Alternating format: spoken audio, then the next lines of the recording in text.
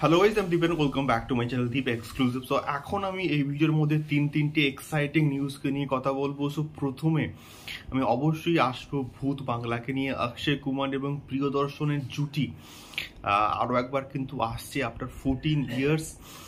সেই ভুলভুলাইয়া ফ্লেভারটা আমরা কিন্তু আবার পেতে চাই তার কাছ থেকে। তো বিষয়টা হচ্ছে এদের কাস্টিংটা কিন্তু বেশ এবার ইম্প্যাক্টফুল হচ্ছে এবং প্রচণ্ড ইন্টারেস্টিং হচ্ছে। সেই যে নস্টালজিক কম্বিনেশনস, রাজপাল যাদব, পরেশ রাওয়াল এবং আরও অনেকে, সেই কম্বিনেশন প্রত্যেকজন কিন্তু থাকছে এই পার্টিকুলার প্রজেক্টটার মধ্যে। এবং কাস্টিং দেখেই এখন আমি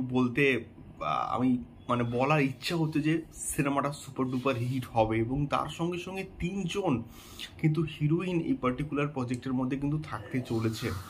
দেখা যাক কারা কারা থাকে। এবং প্রাথমিক অবস্থায় কিন্তু করিনা কাপুরের নাম কিন্তু সামনে আসছিল। দেখা যাক তিনি থাকেন কিনা বা কোন কোন তিনজন হিরোইন এই পার্টিকুলার প্রজেক্টের অংশ হয়। আমি শিওর যারা থাকবে তাদের কেরিয়ার পাল্টে যাবে। এবং সেই আইকনিক জুটি, সেই কম্বিনেশন যদি আবার আসে, শুধু গল্প রাইটিং একটু ভালো হলে প্রত্যেকে যারা অভিনেতারা কিন্তু এই পার্টিকুলার প্রজেক্টের মধ্যে আসেন তারা ঠিক পুল আপ করে দেবে। তারা পারে, তাদের কি ক্যাপেবিলিটি আছে, তারা প্রচণ্ড ভালো অভিনেতা।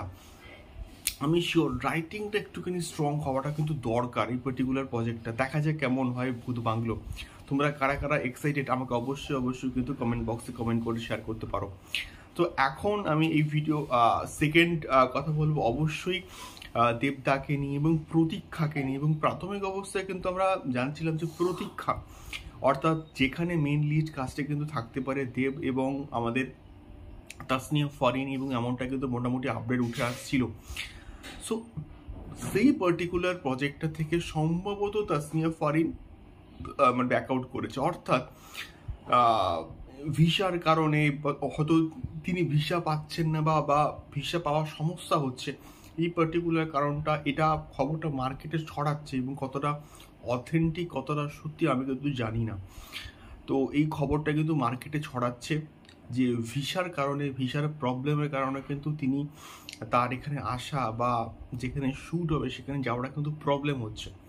তো এই জন্য আপাতত তিনি হয়তো থাকছেন না, বা আদৌ ইন ফিউচারে প্রবলেম সলভ হলে তিনি থাকবেন কিনা তাও কিন্তু কোনো রকম গ্যারান্টি নেই। দেখা যাক এক্স্যাক্টলি কী হয়। অফিসিয়াল স্টেটমেন্ট তো অবশ্যই আসবে, একটা অফিসিয়াল অ্যানাউন্সমেন্ট তো খুব শীঘ্রই আসবে। দেখা যাক এই পার্টিকুলার প্রজেক্টের মধ্যে কাস্টিংয়ে কারা কারা থাকে। বাট দেবদা এবং তাসনিয়া ফারিন জুটি আমরা দেখবার জন্য কিন্তু প্রচণ্ড এক্সাইটেড আছি। তোমাদের কি মতামত অবশ্যই কিন্তু কমেন্ট করে শেয়ার করো।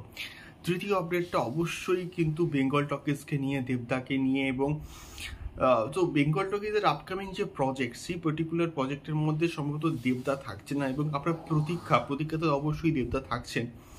তো পরবর্তী প্রজেক্টে কিন্তু আমরা বেঙ্গল টকিজ থেকে দেখতে পাবো হচ্ছে প্রসেনজিৎ এবং পাওলিদামকে।